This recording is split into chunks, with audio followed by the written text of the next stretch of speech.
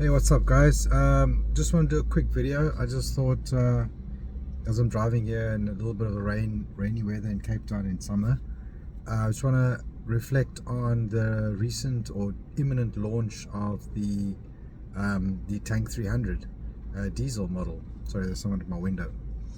The Tank 300 diesel model. Yeah, so that is very surprising because it's come in a lot cheaper than even the petrol ones and the hybrid ones. So I think the Super Lux, which is the entry level, so I think there's only two trims, is going for 699,000 rand, which is a very good price for what you're getting, for the amount of kit you're getting in that vehicle.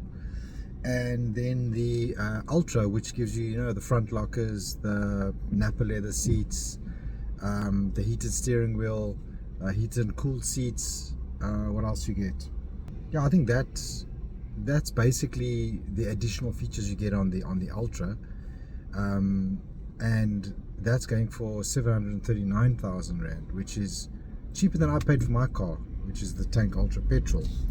I think that was going for 760 or 780 or something like that at the time. I did get a slight discount, but so that is great pricing for the diesel. And from the other reviews that I've seen so far, especially in Australia, because it's hasn't really officially, it kind of has been launched in South Africa, but stock is limited, so I'm just waiting to get some stock on that to be able to test drive it, so I can give you guys my opinion of it. I'm going to try not to be biased, obviously, because I've got the petrol.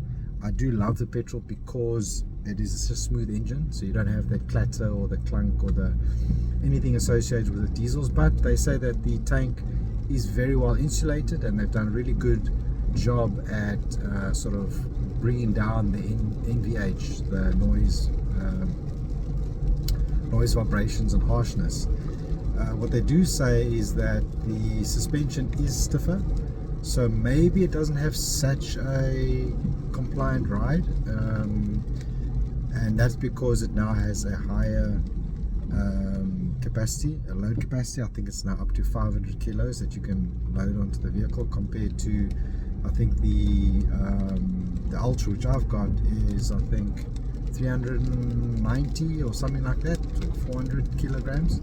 So it does add a little bit more. So it's going to be able to add a little bit more load. And I think they've had to update the spring rate or the spring capacity.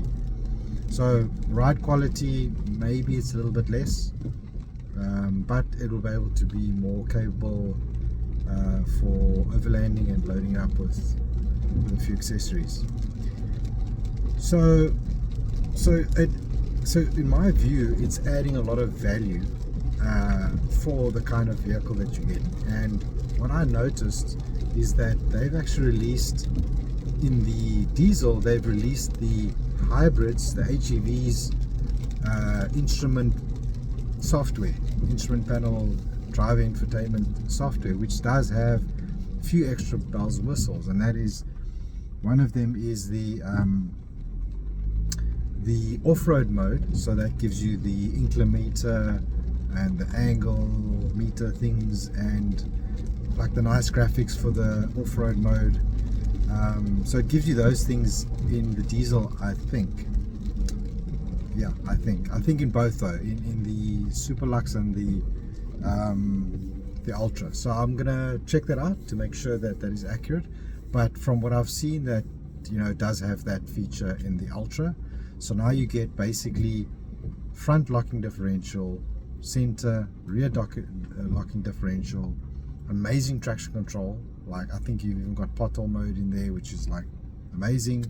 Basically, it brakes the wheels almost instantly and gives you traction as you're driving along. So that's brilliant.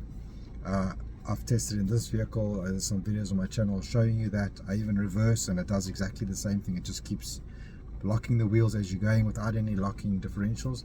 But then again, you've got the front locking differential, center and rear. So I mean, that's pretty capable vehicle, I must say. even in stock form, stock suspension with all the bells and whistles that you get, it's a very, very, very capable vehicle. One of the most capable vehicles out of the box. You know, the Jeep Wrangler aside, because there you've got different trim levels. Yeah, you've got the Rubicon, which obviously gives you detachable sway bars. It gives you, you know, the front locker and all that. But you know, now you're looking at north of 1.3 million, which is double the price. So you know, out of the box, extremely capable. And I think the biggest point that we all have in this country, in South Africa, is the fuel consumption, right? So that 2.4 diesel, apparently the engine has been, you know, worked and designed very well, so hopefully it has lots of longevity, and it seems to be quite smooth. Yes, you do hear it, but anyway, we'll leave that for the actual review. But the fuel consumption should be average. You should be getting, you know, under 10. And again, it all depends on your driving cycle. So for my driving cycle, like what I'm doing now, I'm going to fetch my kids. That there is not one of my kids. that's a reborn doll. Okay, it looks very real, but it's not. So in case you were wondering, I just left the kid in the back there, just to chill on her face. No, I haven't done that. So what I do is it's stop street to stop street to stop street, and I live in a very big incline, so it's like, you know, a lot of driving uphill and things like that. So for me, and I don't do a lot of highway at all because I work from home, so for me that fuel consumption on the tank on this one is about 14.5, call it that. I can get it a bit lower, but let's just call it that. But as soon as I hit the long road, I have been able to get it to 10 to 11 liters per 100 on a 250 kilometer journey there and back. From start there, come all the way back, park the car, about 10.5 liters, 11 liters per 100, driving at speed limits and everything. So it's very possible. Even in light traffic, you know, you can get around 11 liters per 100. So some people get, even on the HEV, they get under 10 liters per 100. On the Ultra, some people get, you know, about 11 on average. I averaged about 14.5, 15, because I basically use it as a city runabout. Okay, so if I were to get the tank diesel, I would estimate my fuel consumption would probably be, yeah, closer to 10, maybe 11, 10 with my driving cycle. And if I was doing long distance or longer distance drives, then, you know, potentially under 10 liters per 100. But we'll see. Now that is probably way more comparable to your Fortuners and your Rangers and your Isuzu MUXs and those type of things. So I think that it's going to sell very well, and I've already spoken to the dealer, the sales manager at Plumstead, and he said to me that you know, they got 2 in and it was sold, you know, so now they're waiting on more stock. So that's why it's been difficult for them to give me a test vehicle.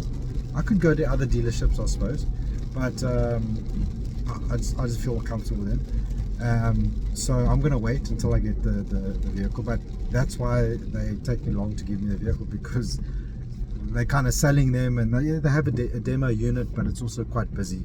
So but we've arranged some a day out and things like that, so that's coming, a full 4x4 day. So we're going to be bringing you some good footage there, and I'm going to do a preliminary test drive, which is just a little road test drive, and then there's obviously the 4x4 one, so I'm going to be bringing that in the upcoming videos. But I thought I'd just shoot this because, you know, the pricing is very good, and the amount of kit you get is amazing, and the warranty is still there with the 1,000,000 kilometer warranty, or 200,000 kilometer 7-year warranty at other franchises. So, you know, amazing value, amazing piece of kit, and yeah, I think it's going to sell like hotcakes, and I'm very happy about that, because it is an amazing vehicle. Alright, that was all I wanted to bring to you guys. We'll speak again shortly, and I'll bring you those reviews. So thanks for watching. Like, subscribe, leave me some comments down below. Have you been waiting for the Tank 300 diesel, and are you going to go get one? All right, till the next one. Cheers, bye bye.